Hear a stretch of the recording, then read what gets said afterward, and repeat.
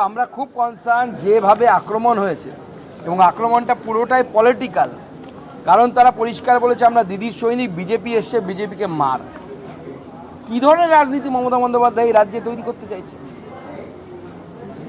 ভারতবর্ষের অনেক রাজ্যে তৃণমূল কংগ্রেসের ক্ষমতা নেই, তো সেখানে যদি মমতা বন্দ্যোপাধ্যায় বা তৃণমূল কংগ্রেসের লোকেরা যায় তাহলে, বা তাদের পরিবারের সদস্যরা যায়, আমরা কি পাথর দিয়ে হামলা করব না করি?